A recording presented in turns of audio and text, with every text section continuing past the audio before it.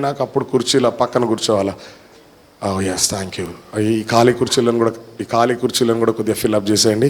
ఖాళీ కుర్చీలు ఏవి లేకుండా. Thank you Jesus, thank you Jesus. Hallelujah, hallelujah, hallelujah, hallelujah, hallelujah. ఒకరికి ఒకసారి వందనాలు చెప్పుకుంటే బాగుంటుంది. సే హలో, హాయ్ టు మీ ముందు, మీ వెనక, మీ పక్క. ఎందుకంటే చర్చిల్లో ఎవడెప్పుడు వస్తున్నాడో, ఎక్కడికి వెళ్తున్నాడో, ఎవరు ఏంటో ఏం తెలియకుండా పోతుంది రాను రాను పరిస్థితి. అందుకనమాట ఈ కరోనా వల్ల అయితే ఈరోజు ఉన్నోడు రేపు కనపడట్లా, మధ్యాహ్నం కనపడ్డాడు సాయంత్రం ఉండట్లా, రాత్రి హలో చెప్పినోడు పొద్దున్న ఛాయ్ టైంకి ఉంటలేడు, పొద్దున కలిసి ఛాయ్ తాగినోడు మధ్యాహ్నం అన్నం తినే టైంకి ఉంటలేడు. అయినా God is good, so what we are alive. అందుకే మనము బ్రతుకున్నాం. హల్లెలూయా, హల్లెలూయా. మంచిది. మరి దేవుని యొక్క వాక్యంలోకి వెళ్దాం. పరిశుద్ధ గ్రంథంలో నుండి యోబు గ్రంథం 10వ అధ్యాయం 17వ వచనం. యోబు గ్రంథం 10వ అధ్యాయం 17వ వచనం. The book of Job chapter 10 verse 17. ఎడతెగక నా మీదికి క్రొత్త సాక్షులను పిలిచెదవు, క్రొత్త సాక్ష్యములు పిలిచెదవు, ఎడతెగక నా మీద నీ ఉగ్రతను పెంచెదవు, ఎడతెగక సమూహము వెనుక సమూహమును నా మీదికి రాజేసెదవు. Somebody read it in English. You renew your witness against me, indignation. మళ్ళీ చదువు.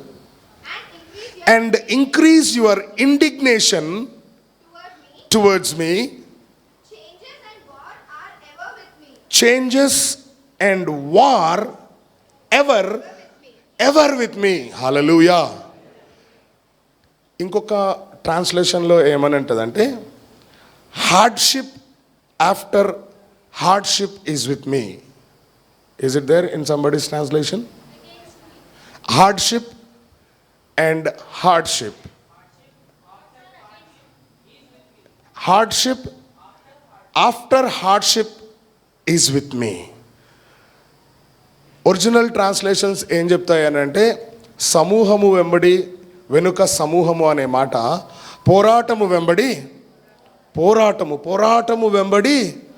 పోరాటము నా మీదికి రాజేసెదవు. హల్లెలూయా. పోరాటాలు. ఈరోజు యోబు గ్రంథం 7వ అధ్యాయం 1వ వచనం ఏం చెప్తానంటే, భూమి మీద నరుల కాలము యుద్ధ కాలము వంటిది కాదా, వాని దినములన్నీ కూలివాని వంటివి కావా. హల్లెలూయా. అదే యోబు గ్రంథం 14వ అధ్యాయం 1వ వచనం ఏం చెప్తుంది అంటే, స్త్రీ కనిన నరుడు కొద్ది దినములైన వాడు మిక్కిలి బాధనందును. భూమి మీద నరుల కాలం ఎలాగుంది అని అంటే, పోరాటము వెంబడి, హల్లెలూయా, ఫైటింగ్స్, అటాక్స్, హల్లెలూయా. ఈరోజు మన అంశం ఏంటంటే ఫైటింగ్స్, పోరాటం. హల్లెలూయా. యుద్ధములు, కలహములు, వైరములు, నిందలు, హింసలు, అవమానములు. హల్లెలూయా. అంతము వరకు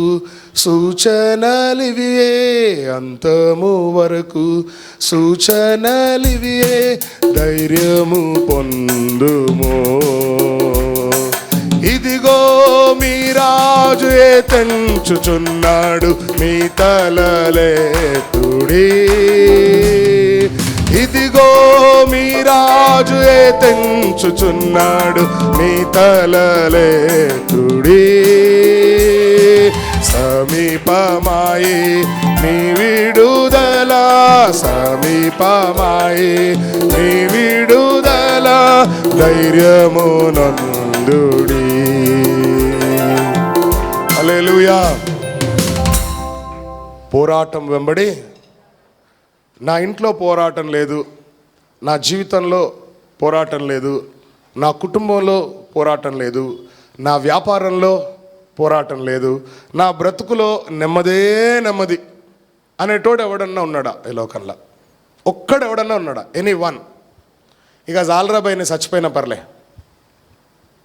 అనేటోడు ఎవడన్నా ఉన్నాడా? ఒక్కడు, వన్ ఉంటే నాకు ఏం పరేషాన్ లేదు అనేటోళ్ళు ఒక్కరు ఉన్నారా?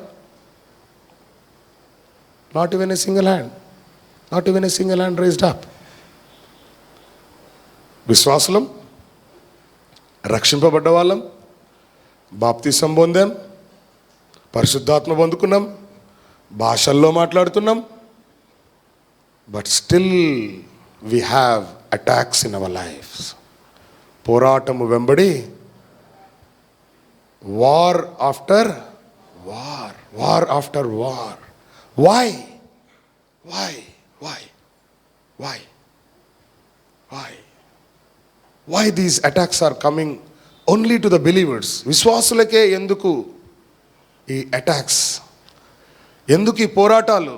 Why why? The one reason one is sin. మొదటి కారణం పాపం. పాపం. హల్లెలూయా. ఆజ్ఞ అతిక్రమమే పాపం.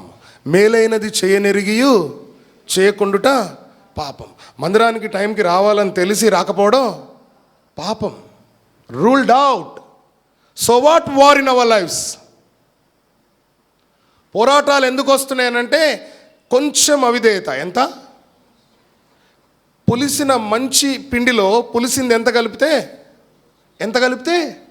కొంచెం కలిపితే పులిసిన పిండి అంటే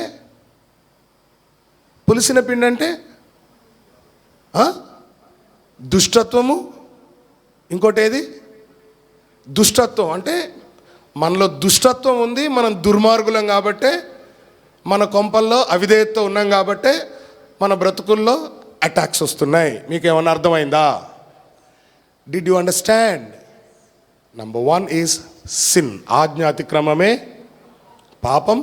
మేలైనది చేయనెరిగి చేయకుండుట పాపం. అందుకే మనకి ఈ పోరాటాలు వస్తున్నాయి. Hallelujah. Reason number one for the attacks, పోరాటాలకి మొదటి కారణం పాపం. రెండవ కారణం అపవాది. అయితే ఒక మంచి దైవ సేవకుడు దారిలో వెళ్తా ఉంటే అక్కడ గోడ మీద సైతాన్గాడు కూర్చొని ఏడుస్తుండట. సైతాన్ ఏడుస్తాడు ఎక్కడన్నా? ఏడుస్తున్నాడట. ఈ దైవజనుడు చూసి అరే ఏమైందిరా భయ్ నువ్వు ఏడుస్తున్నావు అన్నాడట.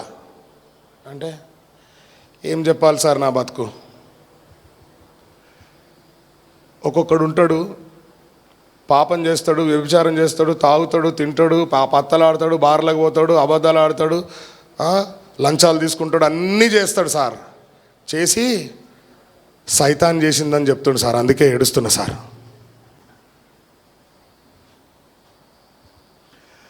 మనం ఏం చేస్తామంటే సింపుల్గా, ఈరోజు సైతాన్ గాడు నీళ్లు లేటుగా తెప్పించింది పాస్టర్, సైతాన్ గాడు బయలుదేరంగానే టైర్ పంక్చర్ అయింది పాస్టర్, ఆడు చేసేవన్నీ చేసి మనం చేసేవన్నీ చేసి సాకెవడి మీద పెడుతున్నాం. అందుకే పాపం వాడు కూర్చొని ఏడుస్తుండటాడు. మన అతిక్రమాలు రెండు. These are the two reasons. Hallelujah. యోబు భక్తుడే ఈ మాట అంటున్నాడు, నా మీదకి పోరాటం మీద నాకు వ్యతిరేకంగా నువ్వు సాక్షులను పెట్టావు, నా హింసను నా బాధను ఎడతెగక నా మీద ఉగ్రత ఎడతెగక హల్లెలూయా ఎడతెగక నా మీదకి క్రొత్త సాక్షులను పిలిచెదవు, ఎడతెగక నా మీద నీ ఉగ్రతను, you increase your indignation upon me. దేవుడికి ఏమన్నా నీ మీద అసూయ? దేవుడికి నీకేమన్నా ఫ్యాక్షన్ గొడవలు ఉన్నాయా? నీ ఆస్తి ఏమన్నా దేవుడు తీసుకున్నాడా? దేవుడు ఆస్తి ఏమన్నా నువ్వు దోచుకున్నావా? నీ మీద ఉగ్రతను పెంచడానికి దేవుడికి ఏమన్నా కుల్లా? ఏమండి? కాదు. హల్లెలూయా. ఎడతెగక సమూహము నా మీదికి పోరాటం మీద పోరాటం. ఎవరంటున్న మాటలు ఇవి? ఎవరు పలుకుతున్న మాటలు ఇవి? భక్తుడైన యోబు. యోబు ఎలాంటి వాడు? 1వ అధ్యాయం 1వ వచనంలో యోబు గురించి రాయబడుతుంది. యోబు ఎలాంటి వాడు? యోబు ఎలాంటి వాడు? యథార్థవంతుడు, న్యాయవంతుడైయుండి, యథార్థవంతుడు, న్యాయవంతుడు, దేవుని యందు భయభక్తులు కలిగి చెడుతనము విసర్జించిన వాడు. ఇన్ని క్వాలిటీస్ ఉన్న యోబు ఏమంటున్నాడంటే, నా మీదికి పోరాటం వెనుక పోరాటం వస్తుంది ప్రభువా అంటున్నాడు. ఇంత మంచివాడికే పోరాటం వస్తే మనము మన బతుకులు పాడుగాను, మనకు పోరాటాలు ఉండకపోయింది. అండ్ యోబు గురించి రాయబడింది సరే, యోబు గురించి దేవుడు మాట్లాడుతున్నాడు. 8వ వచనం చదవండి. అందుకు యెహోవా నీవు నా సేవకుడైన యోబు సంగతి ఆలోచించితివా? Do you know something about Job? My servant Job. Have you consider my servant Job? నా సేవకుడైన యోబు గురించి నువ్వేమైనా ఆలోచించావా అని అంటే, అప్పుడు ఆయన అంటున్నాడు, దేవుడు ఇస్తున్న సాక్ష్యం ఏంటి అంటే, యోబు గురించి అతడు యథార్థవంతుడు, ఎస్, న్యాయవంతుడు, దేవుని యందు భయభక్తులు ఉన్నాయి, చెడుతనమును విసర్జించిన వాడు, భూమి మీద అతని వంటి వాడెవడునూ లేడు. మై గాడ్ గట్టిగా చప్పట్లు కొట్టి, oh Jesus. The testimony of God. సైన్యములకు అధిపతి అయిన యెహోవా యొక్క విట్నెస్ యోబు గురించి, భూమి మీద అతని వంటి వాడు. అలాంటి యోబు ఏమంటున్నాడు అనంటే, పోరాటము వెంబడి పోరాటం. స్తోత్రం కలుగును గాక.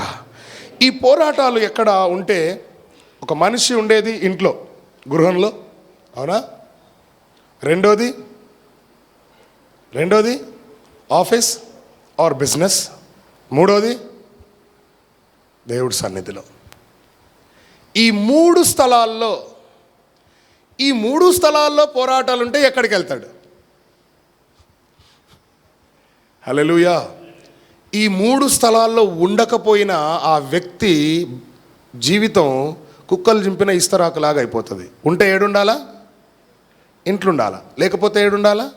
ఉద్యోగ స్థలంలో, లేకపోతే వ్యాపారం బిజినెస్ ఆఫీసెస్లో ఉండాలా. మూడోది దేవుని సన్నిధిలో కూడా ఉండకపోతే, హల్లెలూయా, ఆఫీస్లో మనశ్శాంతి లేకపోతే ఎడికి రావాలా మనిషి? ఇంటికి రావాలా? ఇంట్లో ఏముండాలా కొద్దిగా? అందుకనే సామెతలు అంటాడు, గయ్యాలితో మిద్దె మీద ఉండే కంటే, గయ్యాల్లో ఒక పెద్ద డూప్లెక్స్ ఇంట్లో ఉండే కంటే, ఏమండి, నెమ్మది కలిగి మిద్దె మీద ఒక మూల గుడిసెలో ఉన్నా ఇంట్లో మనశ్శాంతి ఉండాలి. ఇంట్లో మనశ్శాంతి లేకపోతే, ఆఫీస్లో బిజినెస్లో మనశ్శాంతి లేకపోతే, ఆ వ్యక్తి ఎక్కడికి రావాలనంటే ప్రభు సన్నిధిలోకి రావాలి. హల్లెలూయా. నీకు పోరాటాలు ఎక్కువైనప్పుడు, ఆఫీస్లో పోరాటాలు ఎక్కువైనప్పుడు, నీ కుటుంబంలో, నీ గృహంలో పోరాటాలు ఎక్కువైనప్పుడు నువ్వు ఎక్కడికి రావాలనంటే దేవుని సముఖంలోకి రావాలి. హల్లెలూయా. దేవుని సముఖంలోకి వస్తే ఆయన నీ పోరాటాలన్నిటినీ తీసేస్తాడు. ప్రభు నామానికి మహిమ కలుగునుగాక. హల్లెలూయా. ఆత్మీయ జీవితంలో లేక విశ్వాస జీవితంలో పోరాటాలు అసలు ఎందుకు వస్తాయి? వై? ఎందుకు కలుగుతున్నాయి? ఈరోజు మన అంశం ఏంటంటే పోరాటములు. స్తోత్రం కలుగునుగాక. బైబిల్ గ్రంథంలో మనం గమనించినప్పుడు 2 కొరింథీయులకు రాసిన పత్రిక 7వ అధ్యాయం 5వ వచనం. కొరింథీయులకు రాసిన, మేము మాసిదోనియాకు వచ్చినప్పుడు మా శరీరము ఏమాత్రమును విశ్రాంతి పొందలేదు. we have no rest at all. విశ్రాంతే లేదు. ఎటు పోయినను మాకు శ్రమయే కలిగెను. వెలుపట పోరాటములు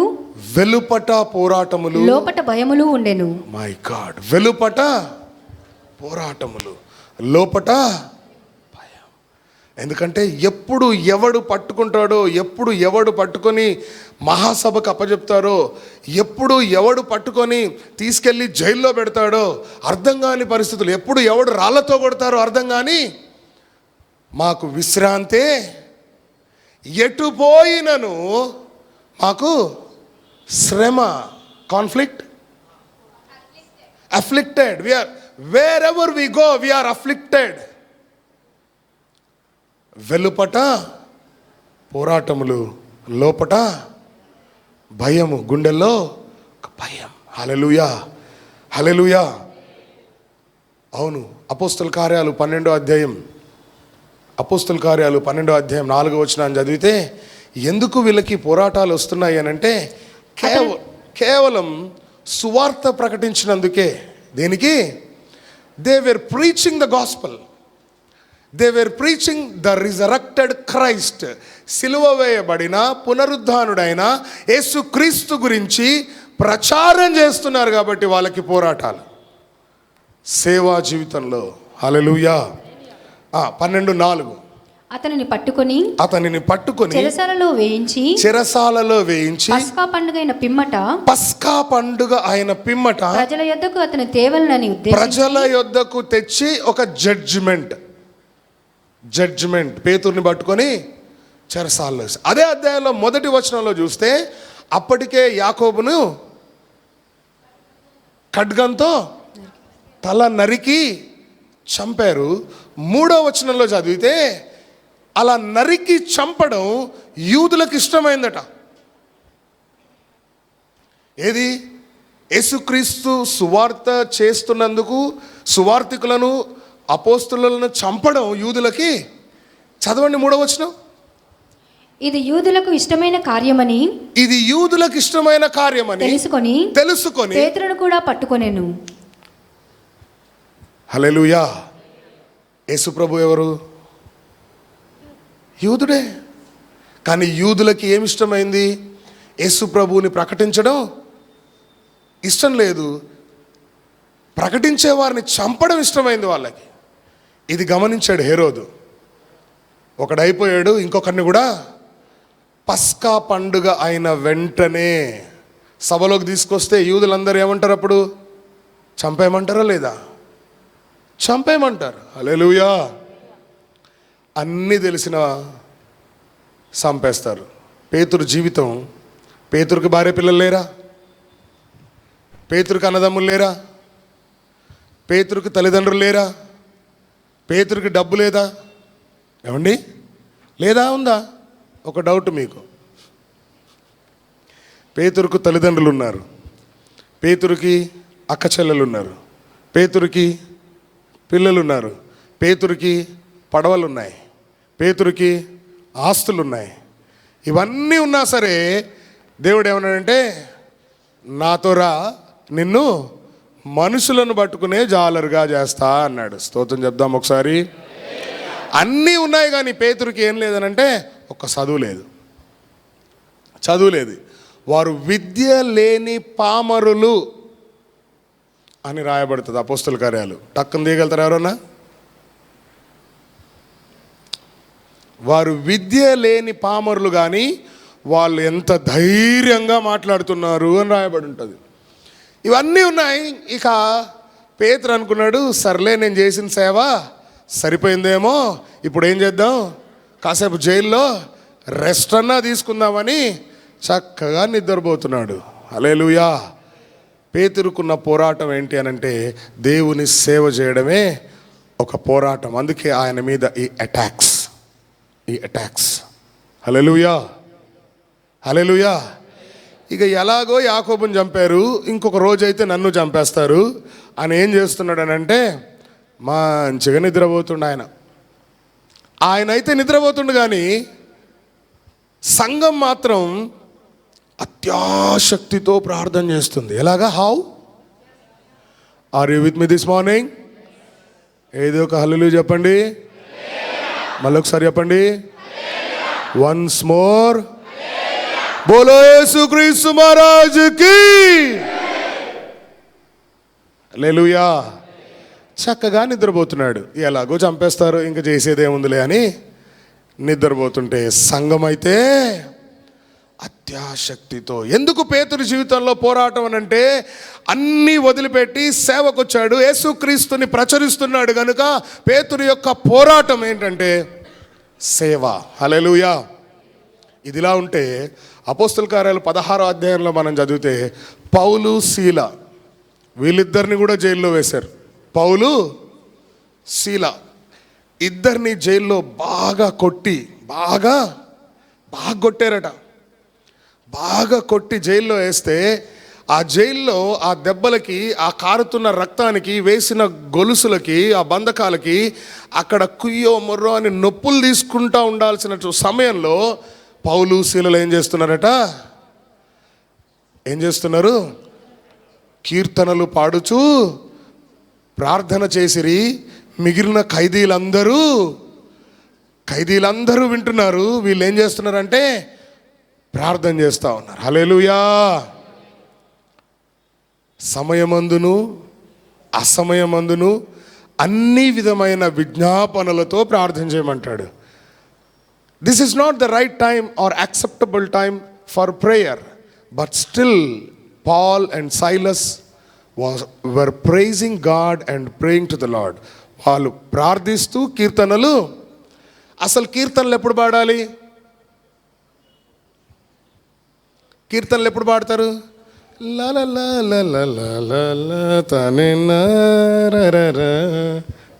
ఎప్పుడు? మీలో ఎవరికైనాను సంతోషము కలిగిన వాడు కీర్తనలు. మీలో 1 పేతురు 2వ అధ్యాయమా చూడండి ఒకసారి. ఇందాక వచనం అడిగినా ఎవడు చెప్పాల, ఇప్పుడు ఒక వచనం అడిగా ఎవడు చెప్పాలి. అది అపోస్తల కార్యాలు 4:13 వచనమా. యాకోబు 5:13.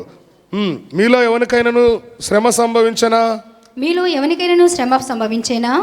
అతడు ప్రార్థన చేయవలెను. ఎవరికైనాను సంతోషము కలిగినా అతడు కీర్తనలు పాడవలెను. Paul and Silas were afflicted. పౌలు శీలలు ఇద్దరికి ఏం కలిగింది?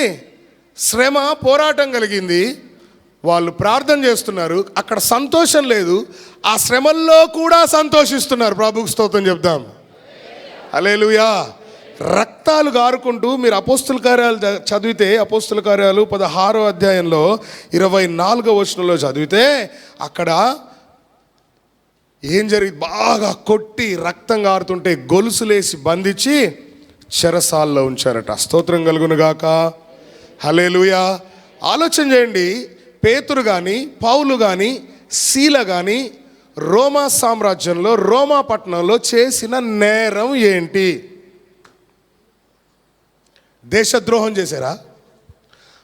ఏమండి, దేశద్రోహం చేశారా? వీళ్ళు ఏమైనా నక్సలైట్లా? లేకపోతే కులాల మతాల మధ్యలో ఏదైనా చిచ్చు పెడుతున్నారా? ఏదైనా రాజకీయం చేస్తున్నారా? లేదే. Hallelujah. The only thing was that సేవ చేస్తున్నందుకు స్తోత్రం కలుగునుగాక. పౌలు ఒక మాట అంటాడు రోమీయులతోటి, నా పని ఏంటి అని అంటే సువార్త ప్రకటించడమే నా పని. అందుకే వాళ్ళ పోరాటం. రోమాపత్రిక 1వ అధ్యాయం 14-15 వచనాలు అంటాడు, నేను ఎవరెవరికి సువార్త ప్రకటించాలి అని అంటే గ్రీసు దేశస్థులకు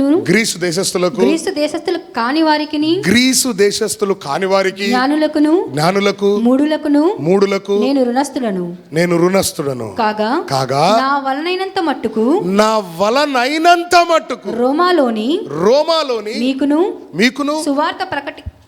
మీకును సువార్త ప్రకటించుటకు సిద్ధముగా ఉన్నాను. I am ready. సువార్తను గూర్చి సిగ్గుపడువాడను కాను. I am not ashamed of gospel. ఎందుకనంటే ఏలైనగా నమ్ము ప్రతివానికి మొదట యూదునికి గ్రీసు దేశస్థునికి కూడా రక్షణ కలుగజేయుటకు అది దేవుని శక్తి అయి ఉన్నది. Gospel is a power of God by salvation. Gospel is a power. సువార్త శక్తివంతమైంది, రక్షణను అనుగ్రహించడానికి శక్తివంతమైంది. అందుకని పౌలు, శీల, పేతురు చేసిన నేరాలేమి లేవు. వారి యొక్క పోరాటం ఏంటి అని అంటే సువార్త ప్రకటించడం వారికి ఒక పోరాటంగా మార్చబడింది. హల్లెలూయా. పౌలు యొక్క టార్గెట్, పౌలు యొక్క విజన్ ఏంటి అని అంటే ఏదేమైనా సరే నేను అనుకున్న స్థలాలన్నింటిలో దేవుని సువార్త ప్రకటించాల్సిందే. దేవుని నామానికి మహిమ కలుగునుగాక. హల్లెలూయా. పోరాటాలకి కారణం సువార్త. ఈరోజు మనం చూస్తే చాలా దేశాల్లో, చాలా రాష్ట్రాల్లో సువార్త ప్రకటించే వారిని ఎంత కొడుతున్నారో, ఎంత హింసిస్తున్నారో, సజీవ దహనాలు చేస్తున్నారో. ఈరోజు కూడా మన భారతదేశంలో బీయింగ్ ఎ సెక్యులర్ కంట్రీ అయినప్పటికీ కూడా, సెక్యులర్ కంట్రీలో కూడా రాజ్యాంగం మనకు హక్కు కల్పించిన ఎంతోమంది దైవజనులు హింసలకు గురవుతూ ఉన్నారా లేరా? మన పోరాటం. హల్లెలూయా. అయితే ఈ సువార్త ప్రకటించాల్సిన బాధ్యత ఉట్టి అపోస్తలుదా, ఉట్టి పాస్టర్లదా, ప్రవక్తలదా? ఏమండి, సువార్త ప్రతి ఒక్కొక్కరికి. ఎందుకనంటే అపోస్తల కార్యాలు 16వ అధ్యాయం 15-16 వచనాల్లో చదివినప్పుడు మీరు సర్వ సృష్టికి వెళ్ళి సర్వలోకానికి సువార్త అందరికీ. This is the first commission of God. This is called the first commission of God. Every person who has been baptised, ప్రతి రక్షింపబడ్డ వ్యక్తి యొక్క డ్యూటీ ఏంటి అని అంటే సువార్త ప్రకటించాలి. హల్లెలూయా, హల్లెలూయా, హల్లెలూయా. నువ్వు ప్రకటిస్తున్నావా? నీ వల్ల ఒక ఆత్మ ప్రభు సన్నిధిలోకి నడిపించబడుతుందా? పేతురు ఒకే ఒక్క ప్రసంగంలో ఎంతమంది మారారు? సింపుల్ ప్రసంగం. పేతురు గంటలు చెప్పలే నాలాగా. బట్ స్టిల్ ఒకే ఒక్క ప్రసంగంలో 3000 మంది, ఇంకో దగ్గర 4000 మంది, ఇంకో దగ్గర 7000 మంది. Oh my God. అదే పేతురు చేసిన నేరం.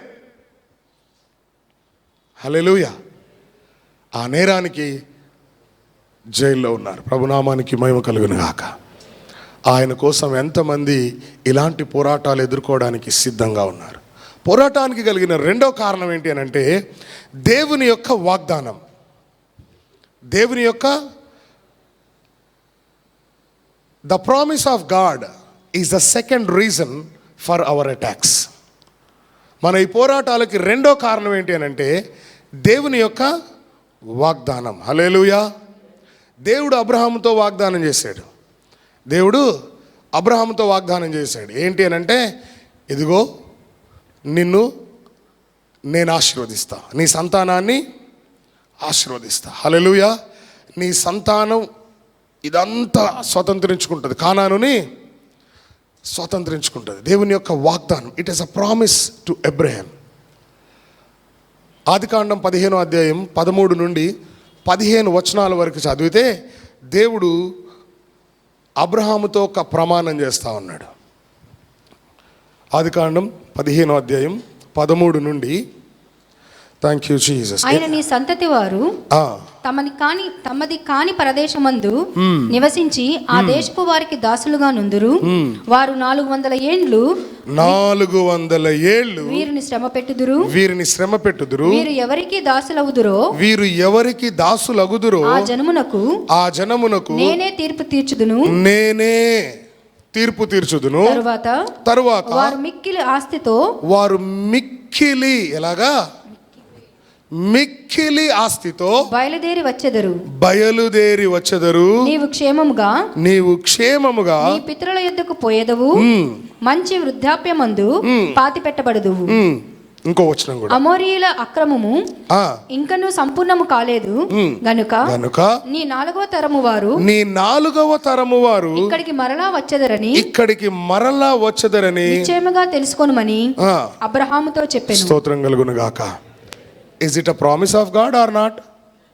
దేవుని యొక్క వాగ్దానం. మంచిగున్నారు. కానాన్లో అబ్రహాము కుటుంబం మంచిగున్నారు. అబ్రహాము, ఇస్సాకు, యాకోబు, ఆ తర్వాత యోసేపు, వీళ్ళందరూ బాగున్నారా బాగాలేరా? వీళ్ళందరూ బాగున్నారు. కానీ యోసేపు ఎక్కడున్నాడండి? ఐగుప్తులో ఉన్నాడు. హల్లెలూయా. యోసేపు ఎక్కడున్నాడు? వీళ్ళందరూ ఇక్కడ బాగానే ఉన్నారు. కానీ వీళ్ళందరూ కలిసి ఐగుప్తులోకి వెళ్ళారు. ఎంతమంది వెళ్ళారు? యోసేపు దగ్గరికి ఎంతమంది వెళ్ళారు? ఎంతమంది ఐగుప్తుకు వెళ్ళారు? చిచ్చి నిర్గమకాండం 1వ అధ్యాయం. అయ్యో యేసయ్యా,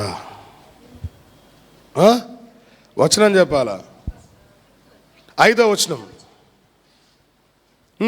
యాకోబు గర్భమున పుట్టిన వారందరూ 70 మంది అప్పటికి యోసేపు ఐగుప్తులో ఉండెను. 70 మంది వెళ్ళారు. ఎంతమంది వెళ్ళారు? 70 పీపుల్ బీన్ టు ఈజిప్ట్. ఎలా వెళ్ళారు? ఎలాంటి పొజిషన్లో ఉన్నారు అంటే, ఐగుప్తులో వీళ్ళు పోయినప్పుడు సర్వ సమృద్ధి గలవారై ఉన్నారు. ఎలాగా? సర్వ సమృద్ధి గలవారై ఉన్నారు. సర్వ సమృద్ధి గలవారై ఉండి ఏమైపోయారు అని అంటే, తర్వాత ఏమీ లేనివారైపోయారు. సర్వ సమృద్ధి కలిగి ఐగుప్తులో ఉన్నారు, కానీ రాను రాను దినాలు జరిగే కొద్దీ వాళ్ళు జీరోకి వచ్చేసారు. ఎందుకనంటే యోసేపును ఎరుగని రాజు ఒకటి పరిపాలన ప్రారంభించాడు. ఆస్తిమంతులుగా వెళ్ళి అక్కడికి వెళ్ళి పావర్టీలోకి, పేదరికంలోకి వెళ్ళిపోయారు. They became poor. వాళ్ళు పేదరికంలోకి వెళ్ళడం మాత్రమే కాదు, ఏమైపోయారు అంటే ఐగుప్తునకు దాసులైపోయారు. అంటే బానిస. They became slaves. బానిసలైపోయారు. ప్రభువుకు మహిమ కలుగును గాక. ఎన్ని వందల సంవత్సరాలు? 400 సంవత్సరాల తర్వాత మిక్కిలి ఆస్తితో ఎలా పోయారు అని అంటే, పొండ్రా మీరు ఇక్కడి నుండి అన్నారు. అంతే. హల్లెలూయా. నేనే వారికి తీర్పు తీరుస్తా, నేనే వారికి తీర్పు తీరుస్తా అన్నాడు దేవుడు. వారికి తీర్పు తీర్చాడు. ఎలాగా? చిన్నగా తెగుళ్ళతో ప్రారంభించి, ఏమండి, చిన్న తెగులతో ప్రారంభించి చివరాఖరికి ప్రతి కొంపలో ఏడుపే. ఐగుప్తులో ఉన్న ప్రతి ఇంట్లో ఏడుపే. ఎందుకనంటే ప్రథమ సంతానం, ముందు పుట్టిన కుమారులు కానీ కుమార్తెలు కానీ గొడ్డు గోద గొర్రె బర్రె మొత్తం చచ్చాయి. అందుకే ప్రతి ఇంట్లో ఏం వినిపించింది? శోకం వినిపించింది. ఈ వాగ్దానాన్ని స్వతంత్రించుకోవడానికి పోరాటం. ఐగుప్తులకి ఎన్ని సంవత్సరాలు పోరాడాల్సి వచ్చింది ఇశ్రాయేలీలకి అంటే 400 సంవత్సరాలు. ప్రభు నామానికి మహిమ కలుగును గాక. Hallelujah. It's a promise of God. నేను నిన్ను ఆశీర్వదిస్తాను. ఎలాంటి స్థలంలో నడిపిస్తా అన్నాడు అని అంటే, పాలు తేనెలు. కానాన్ ఎలాంటిది? కానాను గురించి క్వాలిటీస్, క్లియర్ క్వాలిటీస్ ఎక్కడున్నాయనంటే, ద్వితీయోపదేశ కాండం 8వ అధ్యాయం.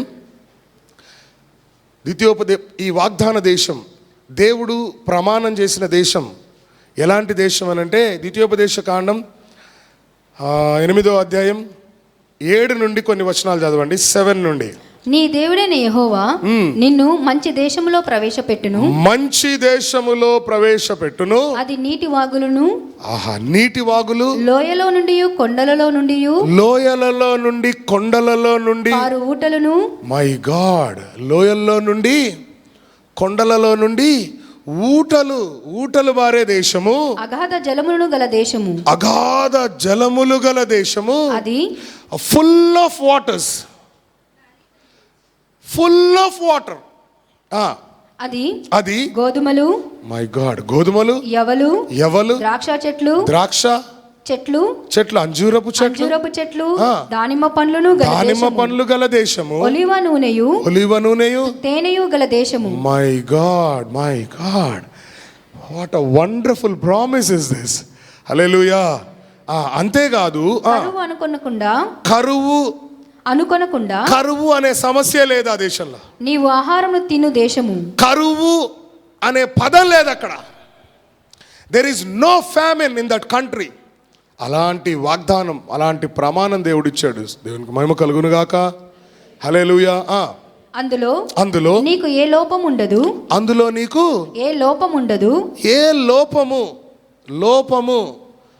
ఏ ఔటితనం ఉండదట. లోపం అంటే అడుగుతానమే కదా. ఏ లోపం ఉండదట. అది ఇనుపరాళ్ళు గల దేశము. ఇనుపరాళ్ళు అంటే ఇనుపరాళ్ళు.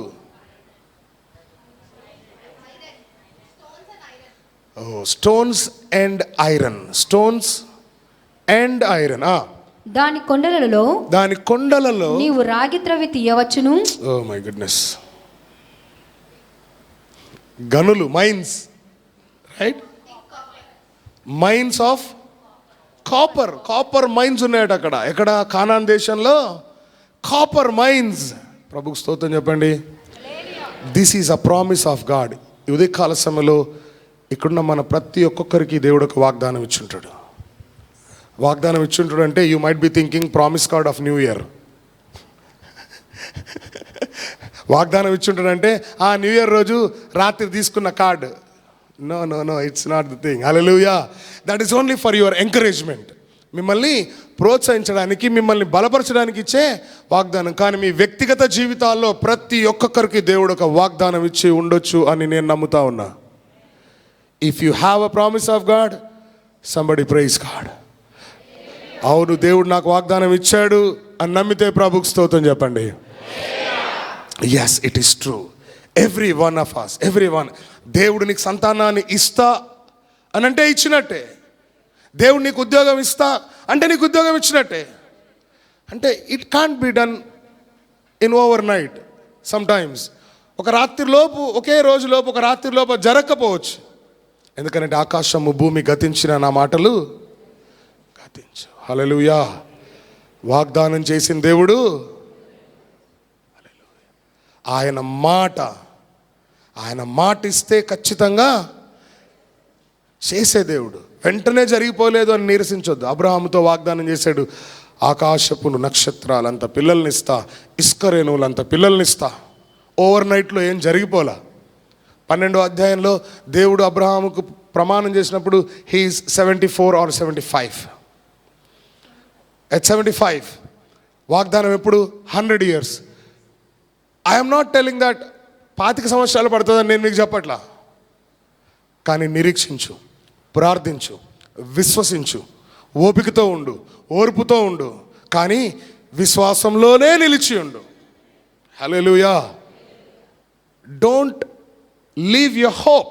నీ నిరీక్షణను విడిచి పెట్టద్దు. ఎందుకంటే ఆ నిరీక్షణ మనల్ని సిగ్గుపరచదు. ప్రభు నామానికి మహిమ కలుగునుగాక. ఈ 40 సంవత్సరాలు, ఎన్ని సంవత్సరాలు? 40 సంవత్సరాలు అరణ్యంలో దేవుడు ఇశ్రాయేలుల్ని పోషిస్తూనే ఉన్నాడు. వాళ్ళ బట్టలు, వారి వస్త్రాలు చీకిపోలేదు, వారి చెప్పులు అరిగిపోలేదు. హల్లెలూయా. God is provided all. God provided everything in the wilderness for 40 years. 40 సంవత్సరాలు ఇశ్రాయేలీలకి దేవుడు ఏ లోటు రాకుండా చూసుకున్నాడు. ఆహారం ఇచ్చాడు, కీరకాయలు ఇచ్చాడు, మంచినీళ్ళు ఇచ్చాడు, ఏమండి, మాంసం ఇచ్చాడు, ఏది కావాలంటే అది ఇచ్చాడు. మన్నా అయితే కురుస్తూనే ఉంది. హల్లెలూయా. మన్నా కురుస్తూనే ఉంది ప్రతిరోజు. వాళ్ళకి తిండికి లోటు లేదు, బట్టకు లోటు లేదు. హల్లెలూయా. ఎప్పుడు మన్నా ఆగిపోయింది అని అంటే వాళ్ళు కానానులో అడుగుపెట్టి ఆ రోజు దాకా. హల్లెలూయా. మాట ఇస్తే దేవుడు, పోరాటాలు ఎందుకు వచ్చాయనంటే దేవుని యొక్క వాగ్దానాన్ని పొందుకోవాలి అనంటే, to receive the promise of God we might be having attacks. మనకు పోరాటాలు ఉండొచ్చు, అయినా సరే నిరీక్షించినట్లయితే వాగ్దానం చేసిన దేవుడు నమ్మదగింది. హల్లెలూయా, హల్లెలూయా, హల్లెలూయా. నెంబర్ 3, యోబుకు పోరాటం ఎందుకు వచ్చింది?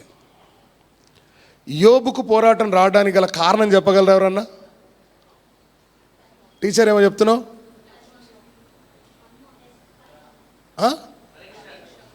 ఓకే, అదే ఎందుకు వచ్చింది అంటున్నా. Why? Second point is right. యథార్థవంతుడుగా ఉన్నందుకే వచ్చింది. యథార్థవంతుడుగా, integrity, just of integrity. Just integrity అని ఉందా చూడండి. I need the word integrity. యథార్థవంతుడు. త్వరగా జోబ్ 1:1. జోబ్ 1:1 చదవండి. కప్పుకున్నా ఇంగ్లీష్లో చదవండి అమ్మా, ఎవరితో ఒకటి బైబిల్ తెరిస్తే. Job 1:1.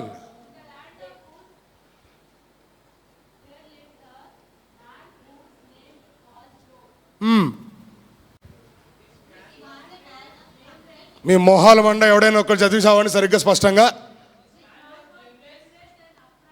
This man was blameless, upright. That is the word I looking for.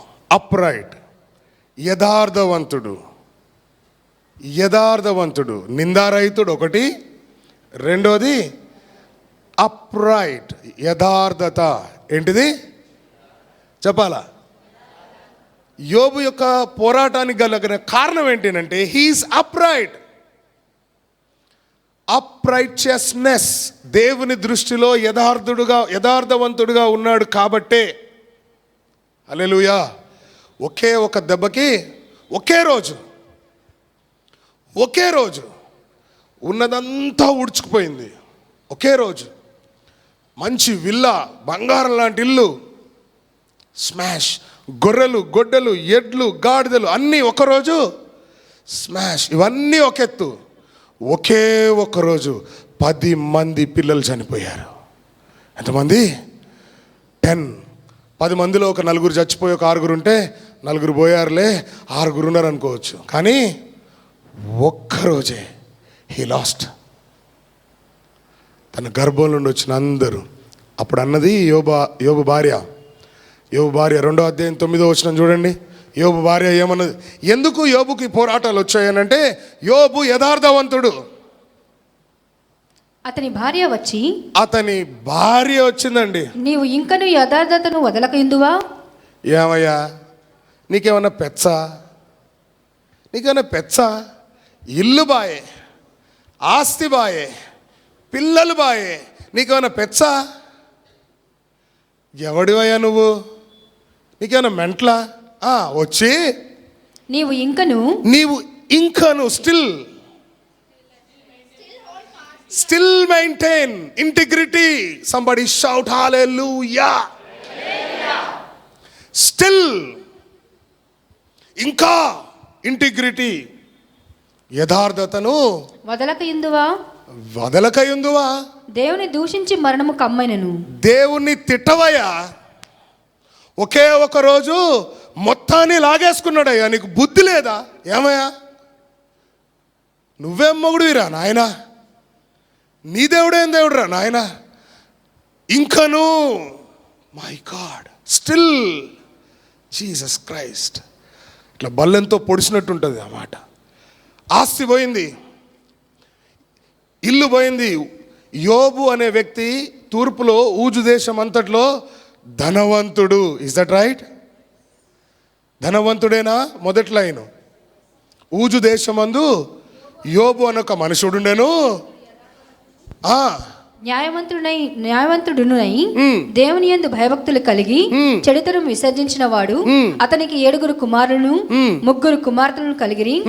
అతనికి 7,000 గొర్రెలను. My God. ఆస్తి ఊజు తూర్పు దేశంలో రిచెస్ట్ మ్యాన్ ఇన్ ఈస్ట్. ఈ ధనవంతుడు భార్య ఏమయ్యా ఇంకా నువ్వు యథార్థతను వదిలిపెట్టవా? ఓ మై గాడ్. యోబుకు పోరాటం ఎందుకనంటే యథార్థత. అవును, యథార్థవంతులకు పోరాటాలు వస్తాయి. స్తోత్రం కలుగును గాక. హల్లెలూయా. ఎందుకయ్యా ఇంకా నువ్వు దేవుణ్ణి నమ్ముకొని ఉన్నావు? ఇంకా ఎందుకయ్యా నీకు యథార్థత? దేవుణ్ణి తిట్టి చావరాదయ్యా. ఒక్కోసారి అనుకుంటాం ఇలాంటి పరిస్థితుల్లో బ్రతుకున్నా ఒకటే, చచ్చినా ఒకటే అని అనుకుంటామా లేదా? కానీ యోబు యథార్థతతో ఉన్నాడు. యథార్థత. అందుకని యథార్థవంతులకు చీకట్లో. హల్లెలూయా. యథార్థవంతులు 7 మార్లు పడిపోయినా స్తోత్రం కలుగునుగాక. హల్లెలూయా. యథార్థత విడిచిపెట్లా. అదే యథార్థతను విడిచిపెడితే ఏం జరుగుతుందో తెలుసా? దేవుడు అబ్రహాముతో అన్నాడు, I think when he was 99. అబ్రహాముతో ఏమన్నాడు అనంటే ఆదికాండం 17వ అధ్యాయం 1వ వచనంలో నువ్వు యథార్థవంతుడుగానే ఉండు. చదవండి 17:1. అబ్రాము 99 ఏండ్ల వాడైనప్పుడు యెహోవా అతనికి ప్రత్యక్షమై, నేను సర్వశక్తిగల దేవుడను, నా సన్నిధిలో నడుచుచు నిందారహితుడవై ఉండుము. హల్లెలూయా. నిందారహితుడవై, బ్లేమ్లెస్. ఎన్ని సంవత్సరాలకి? అప్పుడు దేవుడు పిలిచి ఎన్నేళ్ళు ఆయే? 24 years ఆయే. ఏరు పిల్లలు ఉన్నారా? హల్లెలూయా. అబ్రహాము ఊరికే నవ్వుకున్నాడు ఒకసారి.